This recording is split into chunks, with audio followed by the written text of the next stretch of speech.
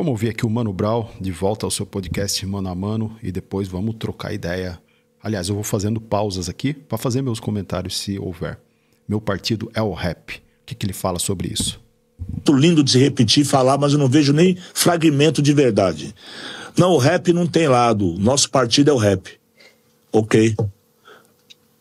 Qual que é o número da legenda? Onde é a sede? O estatuto? Quem é o responsável? Quem responde pelo... E onde que... quem são os candidatos? Acho que o Brau está falando aqui, na minha opinião, né, sobre a ideia até bonita de se dizer que o meu partido é o rap, mas como a nossa sociedade é organizada, inclusive entre partidos políticos que disputam, né, eleições e tal, e não só isso, né, a política de base mesmo, que ele já em 2018 falou, que a gente precisava voltar para as bases, a política que acontece, ela acontece de forma estruturada, né? E o hip hop, o rap enquanto cultura, talvez ele não teria, então, essa sede. Claro que tem, né, movimentos organizados bastante, inclusive dentro do hip hop, né? Mas não como partido político, né? Então, em outras palavras, acho que ele disse que a gente precisa se posicionar. É bonito dizer isso, mas não é eficiente, né, em sua prática, né? Me fez lembrar de algumas frases que não estão dizendo exatamente sobre isso, mas muita gente se apegou e talvez até interpretou equivocadamente, né? Não sei se foi exatamente o que os artistas quiseram dizer. Por exemplo, o Djonga, Favela Vive 3, ele fala, né, esquerda para lá, acho que direita para cá, sei lá, e o povo continua tomando no centro. Então ele fez uma crítica, né, que os interesses do povo nem sempre são representados por esquerda ou por direita. E depois o DK47, né, no Favela 5, né, Favela Vive também 5, ele fala contra, né, essa junção da direita com a igreja. Depois a gente vai falar sobre isso, inclusive eu acho importante, né? E aí ele fala que a esquerda caviar também não representa. Então ele dispara para os dois lados, né? E isso faz alguns interpretarem que o rap, então, ele é o próprio partido, né? Eu acho que eu também já falei isso algumas vezes aqui, e eu não sei se eu consegui me fazer claro, né, sobre o que eu quero dizer, que o rap... eu vou explicar, na verdade, o que eu quis dizer, né?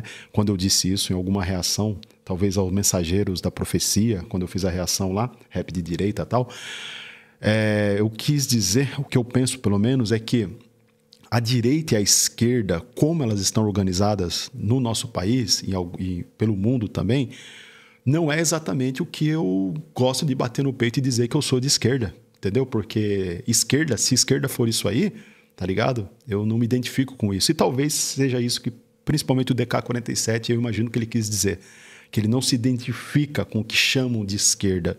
Não significa que o rap não parta de um pressuposto político, de uma visão de mundo progressista, por exemplo, né? No sentido de emancipação, de libertação, tá? Dito isto, continuamos. Eu tô cansado de poesia ao ar, de palavra de impacto. Meu partido é o rap. Olha, amigos, eu vi o rap nascer nesse país, eu vi o rap nascer.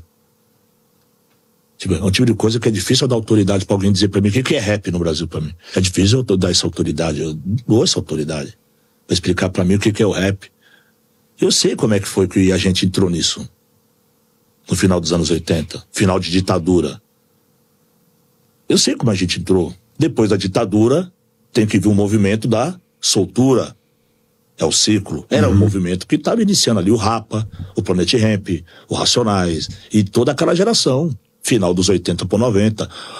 Era quase óbvio. Ninguém ia fazer música a favor do exército. Em 90, pô. Nenhum de nós, cara. Era outra coisa, era uma reivindicação pelo governo dos civis, da democracia, da eleição direta, tudo aquilo que a gente viu, né, Dr. Sócrates. Você torce para que time? Palmeiras. Dr. Sócrates do Corinthians, a democracia corintiana, toda aquela coisa, né, que ele é a marcha pelas diretas, o encontro pelas diretas, toda aquela coisa, Rita Lee, no auge, cantando, Sócrates, campeão, Casagrande, o povo, tudo naquela... É um movimento mundial. E o Brasil tá lá, a América do Sul tava vendo aqui. Por que eu tô falando isso? Bom, eu sou de 1984. Foi o ano que eu nasci, o ano que finda a ditadura militar no Brasil. Então eu acompanhei como criança, né? Quem me conhece sabe que desde criança eu estou envolvido com a cultura hip hop, com o rap. E não só com o rap, como com a política também. Então, assim, meus pais, e se você está acompanhando aí, você faz parte dessa época, né? Mas se não faz também, tudo bem, né? Só para você ter um recorte de época. A gente estava com um anseio muito grande de libertação, porque a gente vivia mal. No sentido assim, a gente, cara, nem fazia ideia do que era ter um carro. As nossas ruas eram ruas de terra, né? E aí eu tô falando aqui da minha realidade, interior paulista. Imagina pelo Brasil e pelo mundo. A desigualdade, não que seja tão diferente hoje em dia, mas algumas coisas mudaram, né? Mas não tinha benefício, programa de governo, faculdade era só para playboy mesmo. E a gente sai desse ciclo, né, da ditadura militar com anseio de liberdade, né? Então, eu quero destacar que nos anos 90 ali, final dos anos 80, anos 90, um movimento que também foi forte, como a cultura hip hop nas periferias, era o punk rock e o hardcore. Né, o HC, como eu fiz amizade com esses manos, como eles me ensinaram, assim, sabe? Fazendo fanzines, né? Vários eventos que o rap e o punk rock, os punk, né, cara? Anarquismo, tal. Os caras estavam com uma outra proposta, assim. E eu achei legal o que o Mano Brown falou, né? Sobre esse ciclo. Porque a sociedade e a nossa vida também, você pode pensar na sua vida, às vezes funciona como um pêndulo, né?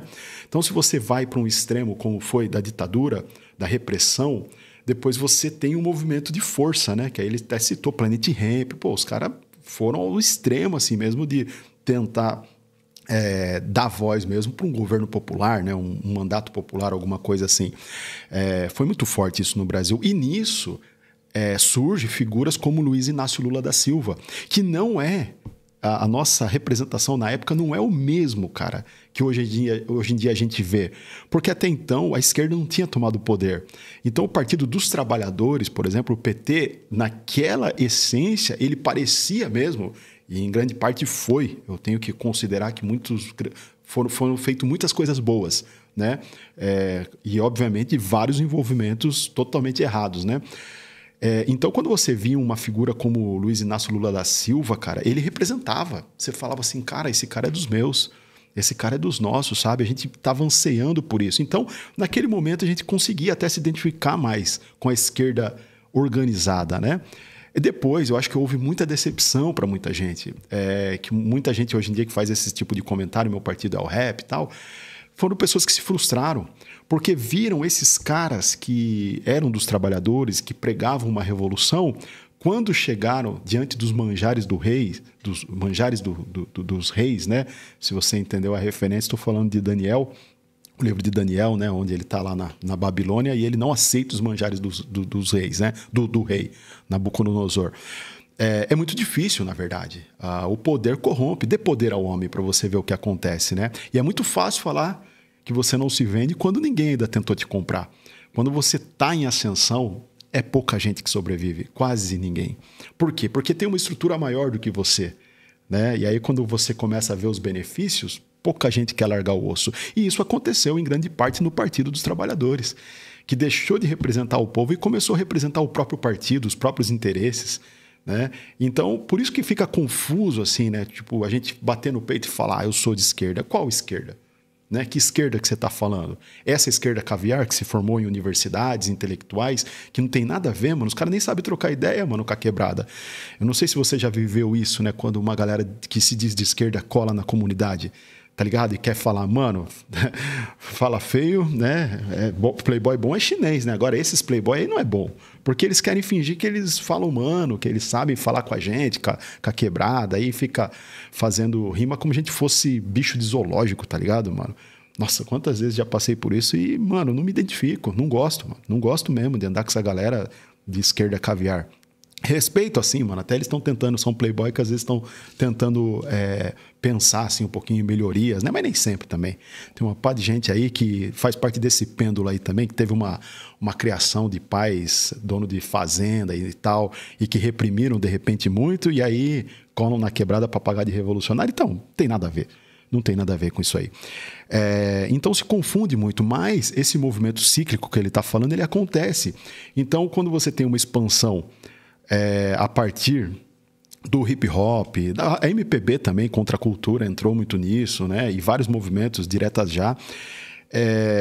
Você tem essa expansão e agora, como uma onda do mar, isso retrai também, que é o que aconteceu com a entrada do Bolsonaro, que foi um tiro no pé, porque a gente não pode, na minha opinião, assim, dizer que toda tradição é ruim, né? Toda conservação.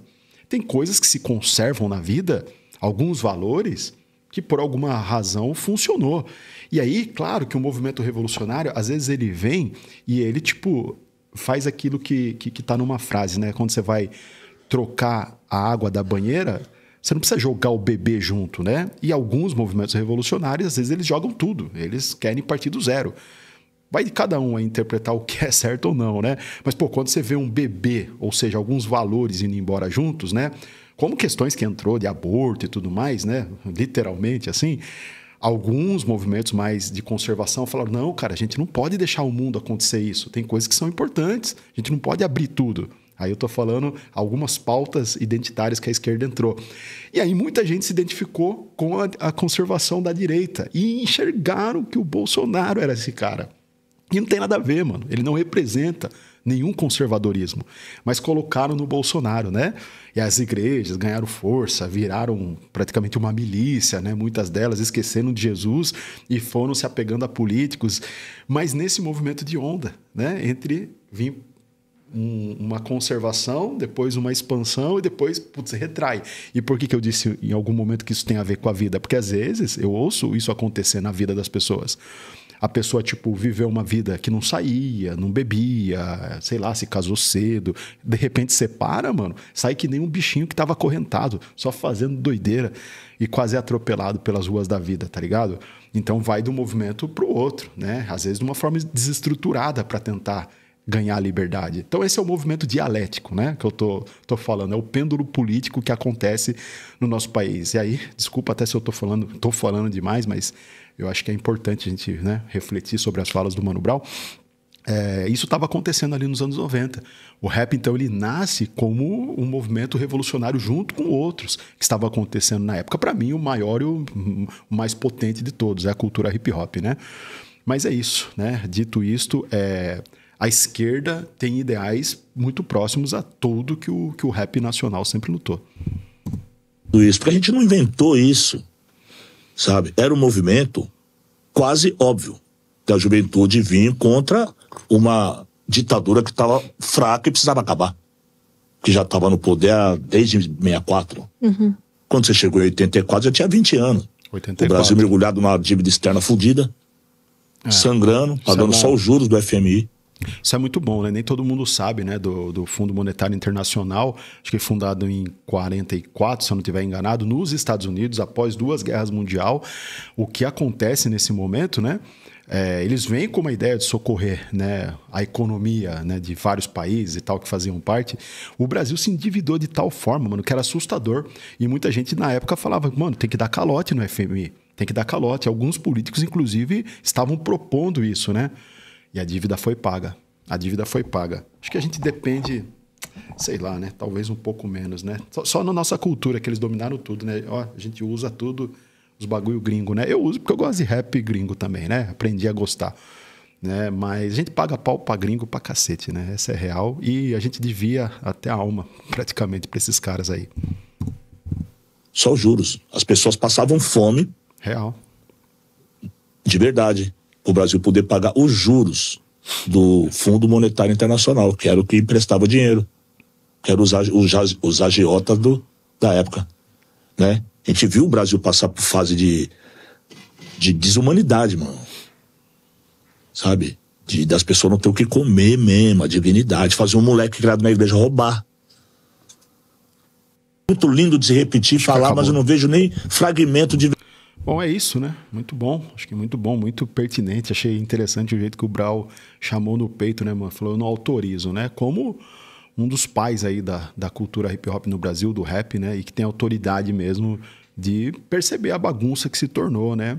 Dito isto, o rap de fato, né? Ele não tá posicionado ao lado de políticos que defendem ditadura, que defendem opressão policial, que defendem racismo, homofobia. O hip hop ele sempre esteve ligado à emancipação popular, né? Então se aproxima muito mais, pelo menos eu penso assim, né, aos ideais de esquerda. Mas se a esquerda também se desvia dos interesses do povo, a gente muda o nome. Acho que é só isso, tá ligado? A gente...